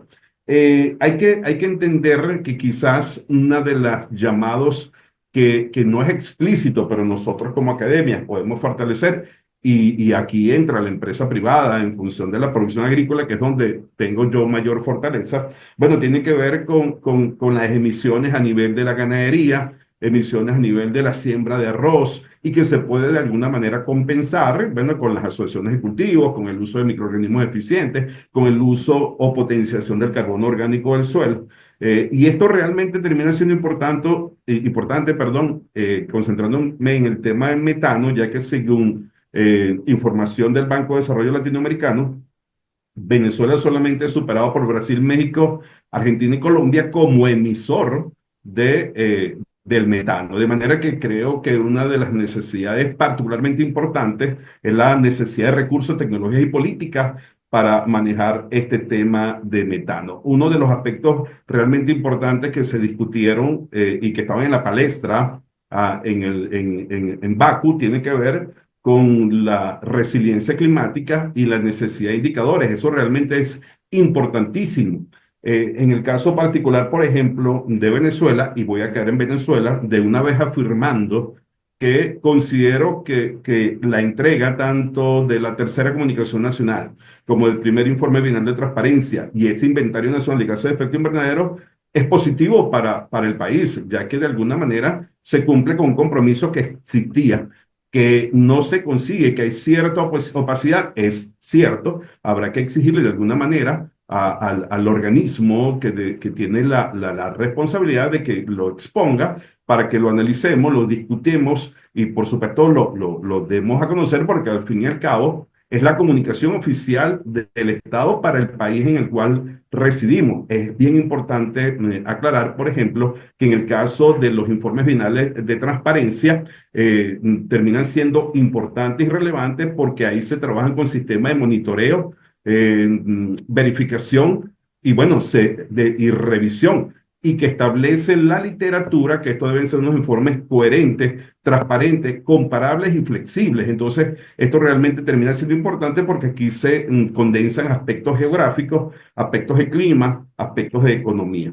Es importante resaltar que nuestro informe bienal de transparencia y la comunicación nacional, en este caso la tercera, consideró una cantidad de sectores importantes. Cuando nosotros revisamos, hacemos la revisión de los informes nacionales de cualquier país, de Andorra, por ejemplo, que fue uno de los primeros, o de Panamá, que está tomando un rol importante en América Latina, o de Ecuador, vemos que los sectores con los que trabaja son sectores puntuales, generalmente comparables a nivel de diferentes países, es decir, sectores relevantes para el desarrollo de un país. Hablamos de 6, 7, 8 sectores. En el caso venezolano hay 17 sectores. 17 sectores que pasan por agricultura urbana, por agua, por comunas, por educación básica, educación universitaria, riesgo y desastre, asentamientos urbanos. Es decir, esto lo hace más complejo y creo que es realmente importante para nosotros los investigadores que tengamos referencias de cómo nosotros podemos evaluar, por ejemplo, las contribuciones nacionalmente determinadas, que por cierto se están trabajando para actualizarlas y entregarlas en el primer trimestre del año 2023.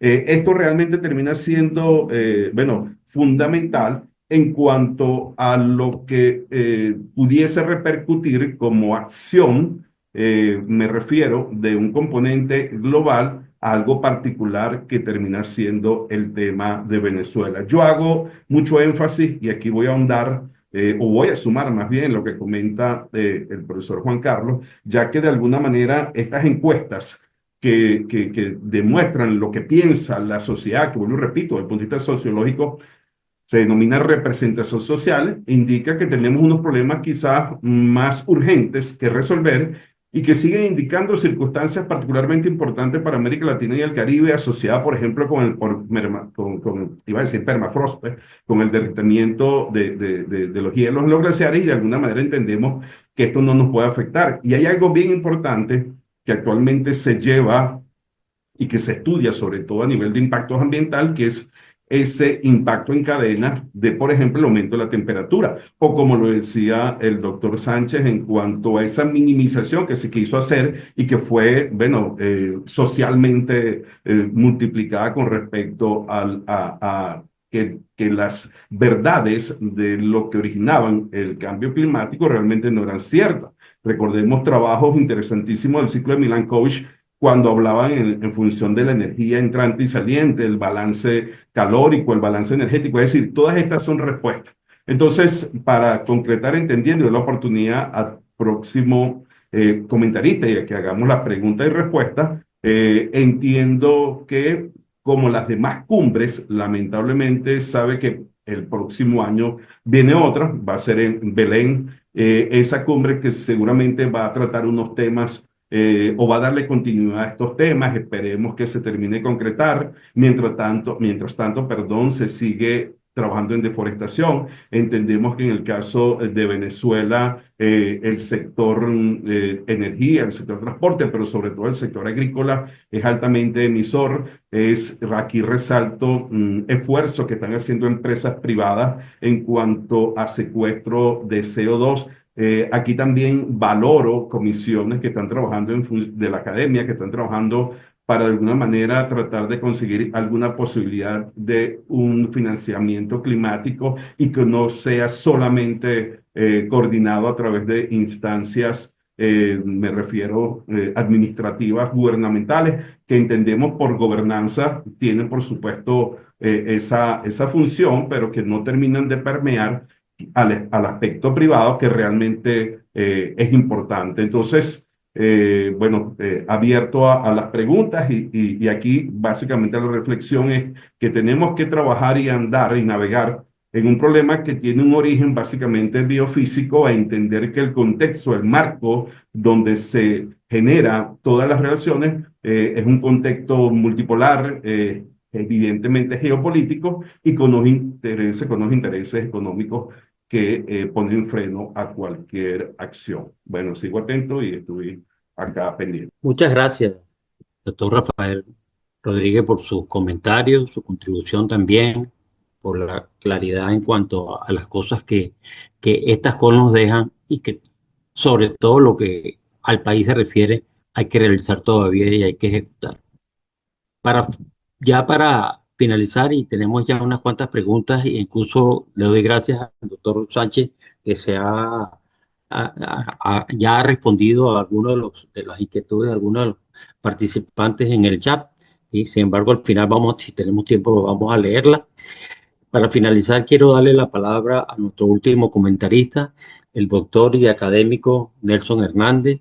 Él es académico correspondiente por el estado de Anzoátegui y miembro de la Comisión de Energía de la Academia, ingeniero de petróleo, tiene una maestría en gas y energía, es energista desde el año 2003, consultor y asesor independiente en el área energética, con diferentes cargos, incluso en Ministerio de Minas y de Energía y Minas y PDVSA, docente de varias universidades del país, UNIME, Universidad Simón Bolívar, Universidad Central de Venezuela, IESA, la UCAP, ¿verdad? Es autor y coautor de varias publicaciones de la academia referido al tema de gas natural, al tema de energía, la producción de alimentos y realidades globales.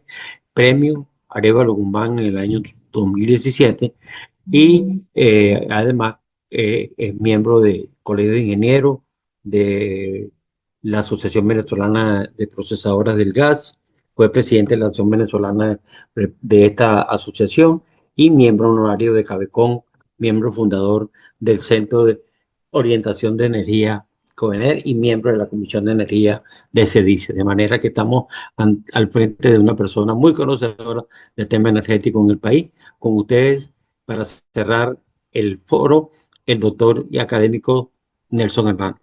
Buenas tardes. Gracias por la deferencia de participar en este intercambio de ideas. Voy a ser muy breve sobre el tema. Quizás todo se ha dicho. Entonces lo que me queda a mí es reforzar ciertos conceptos. En materia del logro del COP29 voy a resaltar dos. Uno es el objetivo de financiamiento 300 gigadólares anuales hasta el año 2035, en vías de apoyar a los países en desarrollo para la mitigación del cambio climático. En el COP30, que es el próximo que viene, habría que ahondar su implementación de ese fondo, quién lo financia o cómo se va a financiar y cómo se va a distribuir de una manera equitativa, diría yo, ese fondo en los países que necesitan la mitigación del cambio climático. El otro aspecto es en los mercados de carbono. Eso se viene discutiendo desde hace muchos años, quizás desde el inicio que se habló de los cambios climáticos. El problema de los mercados de carbono, pues, ha estado en el tapete. Se ha discutido en todos los COP hasta la fecha. No se ha logrado todavía una consenso global sobre lo que significaría el mercado de carbono. Sin embargo, existen los mercados de carbono. Y en el COP30 habría que implementar las reglas para los mercados de carbono.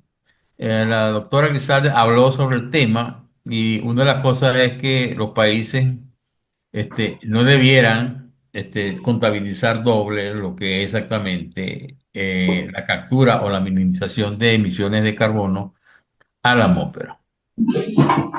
Los no logros del COP29: no se logró la reducción de subsidios de combustibles fósiles. Se ha hablado ya desde hace mucho tiempo sobre esta problemática. Las subvenciones globales, las últimas cifras que se tienen, que son las del año pasado, el año antepasado, perdón, 23, alcanzan las subvenciones directas o los subsidios directos se totalizan en 1 por 10 a la 12 dólares al año, o sea, un teradólar. Y a eso se le suma los subsidios indirectos motivados a los cambios climáticos, esa cifra llega a los 7 teradólares de directo y indirecto. Una de las acciones en el COP30 sería acelerar la reducción de subsidios para así dejar de pagar al consumidor para que contaminen. Ese es el concepto del subsidio. Nosotros o los gobiernos le pagan al consumidor para que el consumidor siga contaminando. Entonces, aquí hay una problemática que siempre que se dice, ¿dónde están los reales? Bueno, los reales están allí, porque por cada vehículo que usted deja, se convierte a eléctrico, o sea, hay el cambio de paradigma, en esa medida usted deja de consumir por lo menos combustibles líquidos, contamina menos y esa contaminación menor pues repercute. Y además, eliminando el subsidio, usted puede ir o dirigir ese dinero a las energías renovables. Esa es una vía de financiamiento. Otra cosa que no se logró fue los avances impactantes en la transición energética. O sea, los objetivos del Convenio de París, COP21, no ha dado los resultados que se esperaba. El COP30 debe lograr que los países cumplan los compromisos que se autoimpusieron. Es decir, nadie le dijo a los países, incluyendo a Venezuela, de que se comprometieran, sino ellos, por mutuo propio, se comprometieron a reducir las emisiones de gases de efecto invernadero. Tampoco se logró el consenso de financiamiento para adaptación y pérdidas por cambio climático. Las promesas financieras no se han convertido en fondos suficientes para las naciones más vulnerables. El COP30 debe buscar el consenso y el cumplimiento de las promesas financieras. Inclusive regresar, porque hay muchas entidades financieras que dejaron de hacerlo, regresar a la implementación de los criterios en materia de financiamiento para proyectos generalmente energéticos. Refiriéndome a Venezuela, Venezuela se encuentra en una deuda, perdón, con respecto a la mitigación del cambio climático y la transición energética. Esa transición llega a un momento inoportuno para Venezuela. Su impacto es muy alto porque su economía es dependiente de la industria del petróleo. Es decir, el hidrocarburo objeto de la transición. Y por encontrarse otro aspecto es que la industria en franco deterioro, lo que va a dificultar o dificulta el aprovechamiento de la ventana de utilización que le queda a los fósiles en un escenario de cero de emisiones al año 2050. Una muestra de esto es que en el índice global de transición energética, que es cómo se prepara el país para la transición, Venezuela ocupa el penúltimo lugar de 180 países analizados, por encima de Yemen, que es el último país que está haciendo o se prepara para la transición energética. Y vemos esas barreras que pueda tener Venezuela para esa transición, está, como ya mencioné, la dependencia de los combustibles fósiles.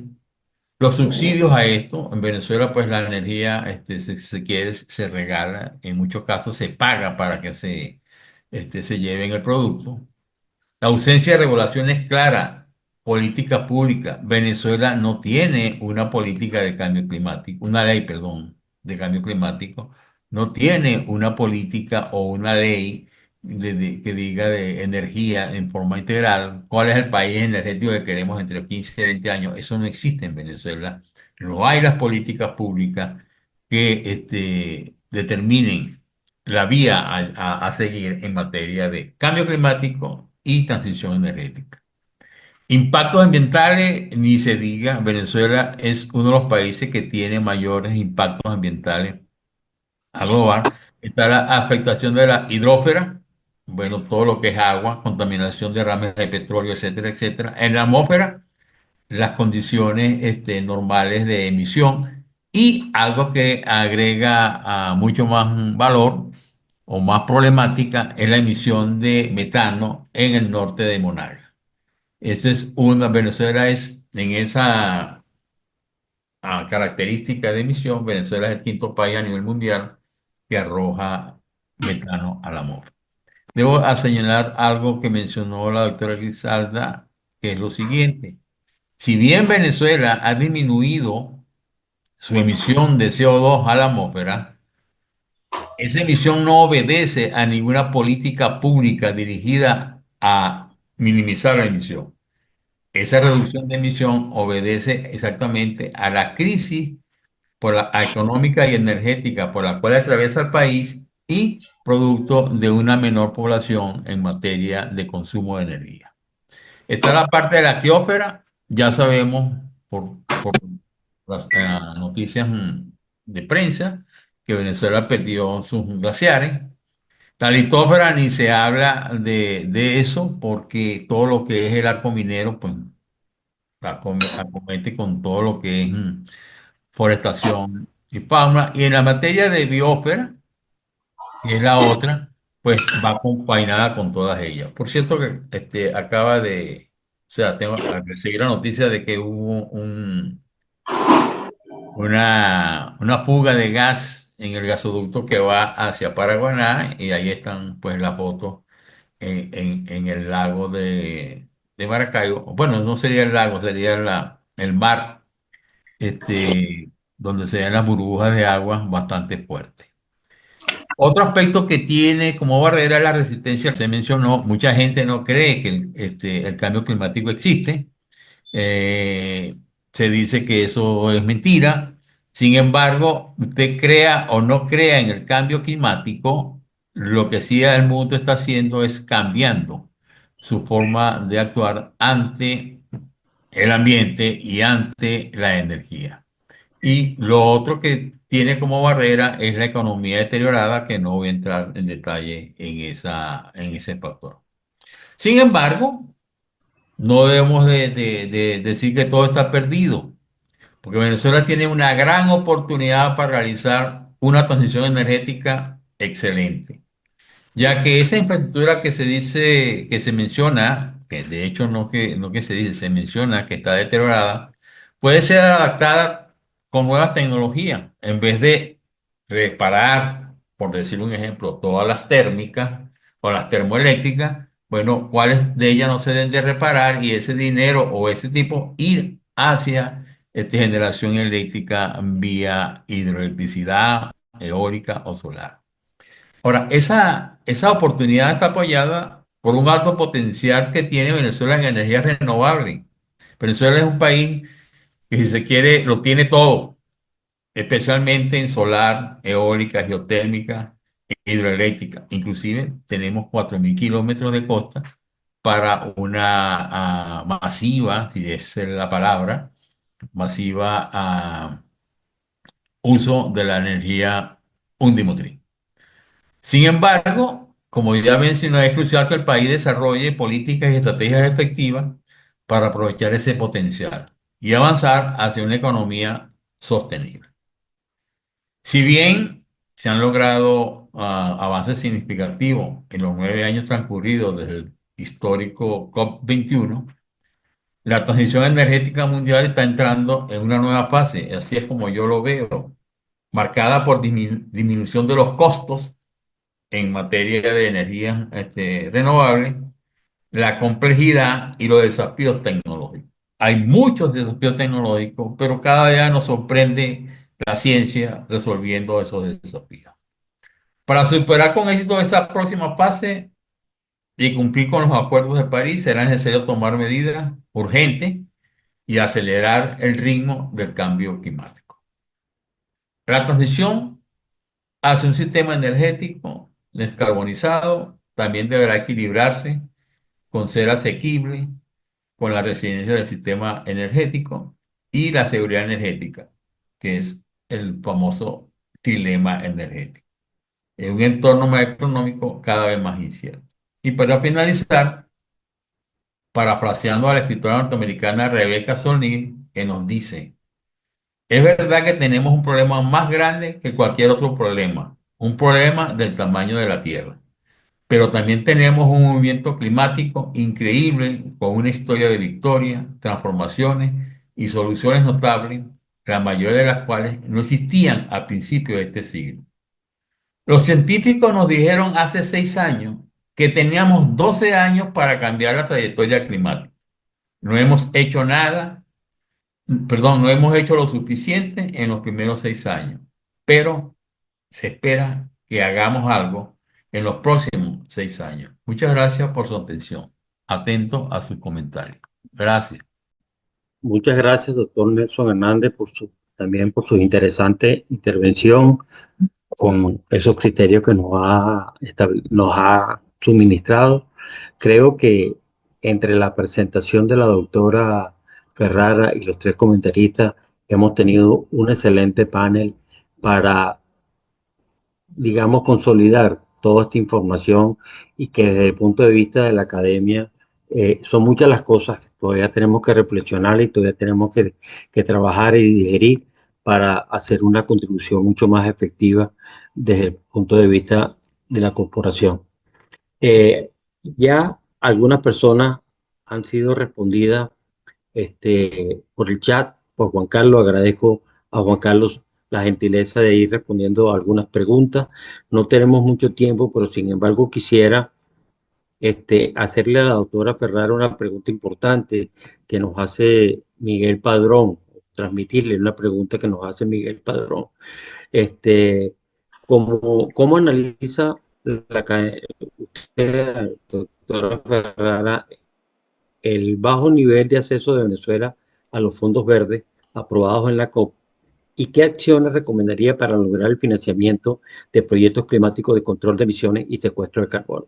Esto es un tema que desde varias comisiones es un tema interesante para la academia y particularmente lo venimos trabajando ya en la Comisión de Agricultura. Doctora Ferrara, tiene usted la palabra. Sí, sí. Bueno, yo no he tenido contacto, digamos, con gente de los ministerios relacionados con este tema para saber por qué es que se niegan a acceder a ese tipo de ayuda. No sé si los bonos verdes, pero por ejemplo los bonos de carbono, el único país latinoamericano que no ha accedido al mercado de los bonos de carbono es Venezuela. Y es por una posición, digamos, política. El país decidió que eso no era no, no sé, no era ecológico o no era aceptable. Y se ha perdido, ya en muchos países pues han hecho una cantidad de cosas con esos fondos y nosotros en cambio no. Con respecto al Fondo Verde, no sé, no tengo noticia.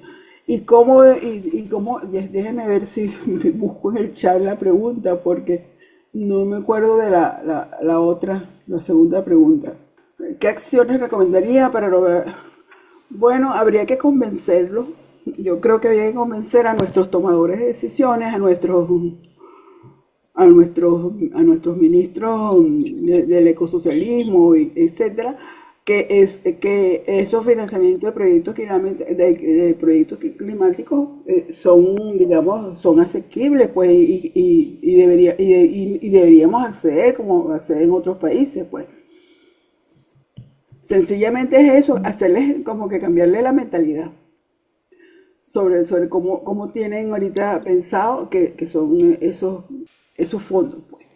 Esos fondos están para que los utilicen, claro, con la debida transparencia, pues, pero están para que se utilicen los países que estamos en desarrollo. Entonces yo pienso que es cuestión de hacerles cambiar la mentalidad a los tomadores de decisiones, pues, en esos altos niveles. ¿No? Muchas gracias, doctora. Para Simón, para José Manuel Martínez, este, para Miguel, para María Teresa García, ya ha habido respuestas de parte del doctor Juan Carlos Sánchez a sus preguntas. Yo quisiera hacer un comentario y a la vez oír la opinión muy rápido, tanto de los comentaristas como de la doctora Ferrara, sobre un tema que a mí me llamó muchísimo la atención y me tiene altamente preocupado. Yo no sé si fue en la tercera comunicación determinada de Venezuela, en la actualización que supuestamente entregó parcialmente Venezuela ahorita en la COP29 y en el BTR, hay algo que me llamó poderosamente la atención y que me tiene, no sé si fue que lo leí mal, no sé si lo interpreté mal, pero voy a comentarlo, que es que la mayoría hay una tendencia a nivel mundial y creo que hay una meta a nivel mundial de que para el 2050 la deforestación sea cero, o creo que para el 2030 las deforestaciones sean cero. Hacia allá se apunta. Y en uno de estos dos informes de Venezuela se establece para el 2030, para el 2050, perdón, como meta, este, Venezuela bajaría, y lo ven como un gran logro, por la manera como lo dice, bajaría las deforestaciones de las 110.000 a 120.000 hectáreas año a 96.000 o a 90.000 hectáreas año. Eso me llama mucho la atención porque creo que no es el camino que a nivel mundial se ha tomado, pero me gustaría oír la opinión de ustedes como comentaristas y la doctora Ferrara sobre esta cifra. Lo que no recuerdo en cuál de los dos informes, pero está la cifra. Bueno, yo me perdí una parte de la pregunta porque tuve una desconexión en mi sistema, pero entiendo, Armando, que estás consultando acerca de los objetivos o las metas de deforestación en nuestro país, ¿no? Sí, Para responder esa pregunta, pues sencillamente habría que recordar cuáles son los factores o los motivos que ocasionan la deforestación en el país, ¿no? Y eso pues está muy bien estudiado. Sabemos que en primer término está lo que llaman el avance de la frontera agrícola, es decir, se deforesta principalmente para ganadería, fundamentalmente. Y después hay otros factores que tienen que ver con la pobreza. Como sabemos, hay gente que no tiene dinero para cocinar con gas, tiene que cocinar con leña, tiene que tumbar entonces los árboles, ¿no? Y después está, digamos, aunque en menor medida, pero está el tema de la deforestación por actividades mineras, ¿no? Entonces, para que Venezuela pueda realmente avanzar en términos de deforestación, tiene que atacar esos tres problemas, ¿no? Ahora, yo no veo que exista, o por lo menos aún no se evidencia, políticas públicas concretas para atacar ninguno de esos tres problemas, ¿no? Entonces, mientras eso sea así, nuestras tasas de deforestación no se van a mover, ¿no? No sé qué opinan mis colegas. Como estamos en aras del tiempo, quisiera, antes de cerrar, dar un par de informaciones. Este, queda de parte de nuestra, de la academia, en todas sus comisiones técnicas, el trabajar y ejecutar acorde al objetivo de cada una, eh, el pasearse por estas reflexiones que hemos oído hoy y estos resultados que hemos oído hoy de la COP29, porque como dije anteriormente, creo que es mucho el trabajo que todavía tenemos que hacer y todavía está por ahí, aunque ya se presentó en diciembre el resumen del el segundo informe académico de la Secretaría de Cambio Climático de la Academia de Ciencias Físicas y Matemáticas, y me imagino pues que cuando ya se publique el segundo, estas reflexiones sobre las últimas COP estarán incluidas y qué recomendación se dará para el país. Eh, Quiero recordarles que este año 2024 tuvimos tres COP. El análisis de los resultados de las otras dos COP sobre biodiversidad y sobre certificación ya lo tenemos también el foro casi montado con toda una serie con dos conferencistas y cuatro panelistas para atacar y conocer, así como lo hicimos hoy con la COP29, sobre los resultados de estas dos COP16. Y eso está previsto para que lo vayan aguardando por ahí en su agenda para el 19 de febrero, también en horario comprendido entre las 10 de la mañana y las 12:30 del mediodía, de acuerdo a la disponibilidad Zoom que tenemos en la academia. Y quiero informarles a todos, como siempre, nosotros tratamos de alguna manera de preparar un informe, tipo informe, un documento, con las presentaciones, con los comentarios, con las preguntas y respuestas que se han dado, para tenerlo como resultado del foro y una edición de ese informe se publica en los distintos medios y particularmente el boletín de la academia como una contribución. Cuando eso esté disponible, se lo haremos llegar y particularmente la grabación se hizo del foro de hoy, es colgado también en la página, en el YouTube de la academia, para que aquellos que no pudieron oírla completa o otras personas estén interesadas, lo puedan hacer. De manera que de esta manera no nos quedamos solamente con lo que hoy hemos compartido, sino que se difunde de alguna manera para que otras personas que estén interesadas tengan la oportunidad de escuchar. Bien, yo tenía para cerrar el foro el académico Eduardo Buró, pero creo que no está en sala. No sé si Joaquín lo tiene, lo puede ver. Si no, Joaquín, me gustaría oír tus palabras de cierre y agradecimiento con nuestra conferencista, con nuestros panelistas, con nuestros asistentes. Creo que ha sido muy nutrida la mañana, ha sido muy interesante y nos quedan muchas cosas por hacer, pero que estamos seguros que seguiremos pendientes de ello. Joaquín. Y gracias, Armando. Bueno, muchísimas gracias a todos por su asistencia. Muchísimas gracias a la profesora Griselda Ferrara por su ponencia y a Rafael Rodríguez, a Juan Carlos Sánchez y a Nelson Hernández por sus excelentes comentarios, sus atinados comentarios. Creo que hemos tenido un foro muy completo, nos